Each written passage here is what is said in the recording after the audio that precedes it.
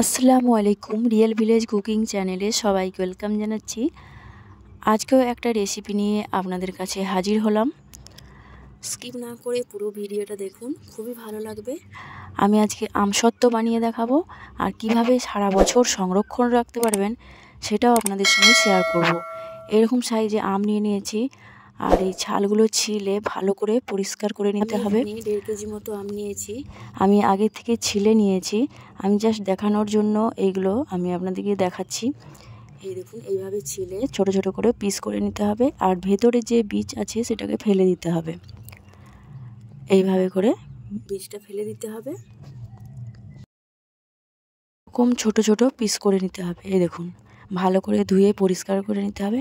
আমি আগের থেকে অনেকগুলোই কুচিয়ে রেখে দিয়েছি। এই দেখুন, এবার আমি এগুলোকে সেদ্ধ করে নেব। এখানে একটা ডাবর চাপিয়ে দিয়েছি, এর মধ্যে দিয়ে দিয়েছি জল, 1 বাটি পরিমাণে জল দিয়েছি। এর মধ্যে দিয়ে দেবো আমগুলো। এবার ভালোভাবে সেদ্ধ করে নেব, যাতে একটু চাপ দিলেই ভালোভাবে গলে যায়।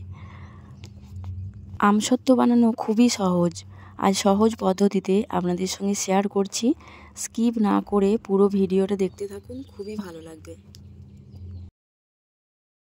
দেখবেন আমগুলো ভালোভাবে সেদ্ধ হয়ে গেছে। একটা চামচের সাহায্যে এইভাবে চাপ দেবেন, দেখবেন এর ভেতর থেকে যে পাল্পটা সহজে বেরিয়ে আসবে। পুরো আম যখন গলে যাবে এরকম করে চাপ দিতে হবে। এই দেখুন কত সহজে এই পাল্পটা বেরিয়ে আসছে। এই দেখুন, এবার গ্যাসটাকে অফ করে দিচ্ছি। এবার দেখুন কতটা ভালোভাবে এর পাল্পটা বেরিয়েছে। এবার ছেঁকে নেব। একটা পাত্র আর একটা ছাঁকুনি নিয়ে নিয়েছি, এর মধ্যে কিছুটা করে দেব, আর এইভাবে করে কিছুটা দেব। চামচের সাহায্যে একটু চাপ দিলেই, এই দেখুন, এই চাপ দিলেই এর পাল্পটা বেরিয়ে যাবে। সব কটা ঠিক একইভাবে সবটাই আমি এর পাল্প বার করে নেব। এই দেখুন কতটা বেরিয়েছে, দেখুন এক্সট্রা যে অংশটা আমি এটাকে ফেলে দিয়েছি।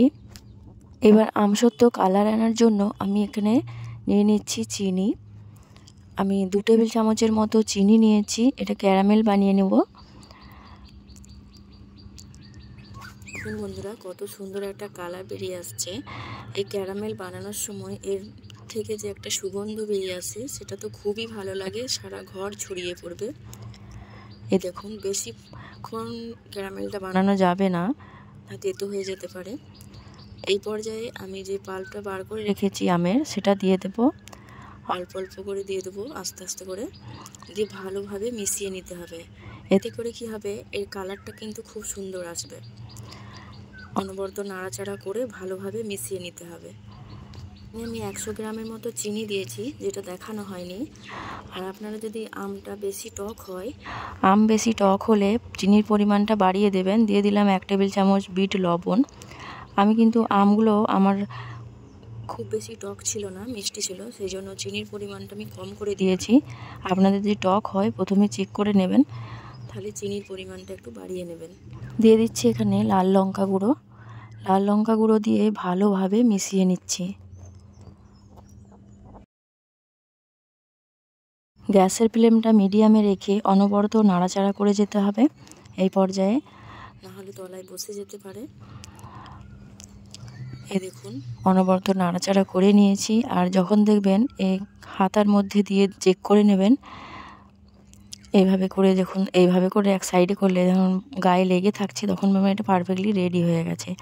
এবার এটা নামিয়ে নেব। একটা থালা নিয়ে নিয়েছি, দিয়ে দিচ্ছি এখানে তেল, সরষের তেল দিয়েছি, ভালোভাবে মাখিয়ে নিয়েছি। এর মধ্যে আমি এই আমের পাল্পটা দিয়ে দিচ্ছি।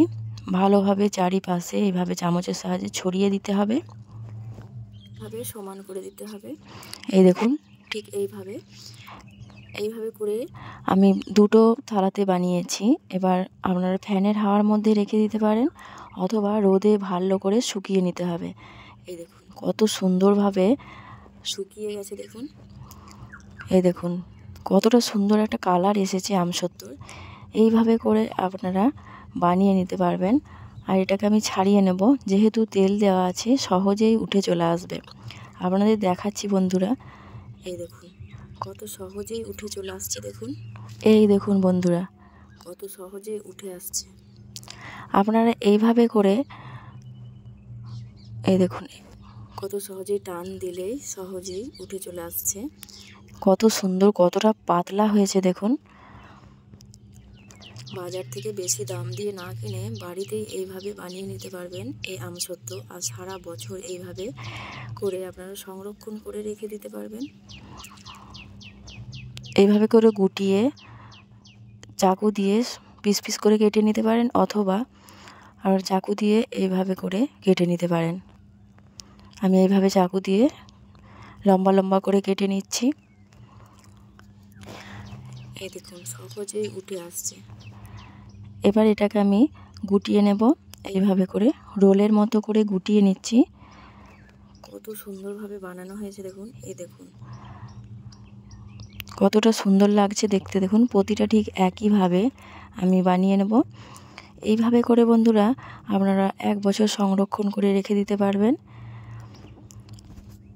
তাহলে বাজার থেকে বেশি দাম দিয়ে আমসত্ত্ব না কিনে এইভাবে বাড়িতে বানিয়ে নিন এই আমসত্ত্ব।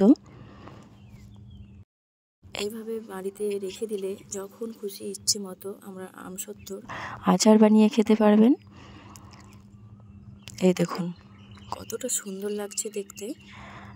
আমি সব কটা ঠিক একইভাবে বানিয়ে নিচ্ছি আর একটা প্লেটের মধ্যে নিয়ে নেব। আমি দুটো থালার মধ্যে বানিয়েছিলাম, দুটোই নিয়ে নিচ্ছি। এই দেখুন বন্ধুরা আমি প্লেটের মধ্যে নিয়ে নিয়েছি। কত সুন্দর লাগছে দেখতে আমসত্ত্বগুলো। তাহলে বন্ধুরা আমার এই রেসিপি আপনাদের কেমন লাগলো কমেন্টে অবশ্যই জানাবেন। আর যদি আপনারা নতুন হয়ে থাকেন সাবস্ক্রাইব করে পাশে থাকার অনুরোধ রইল।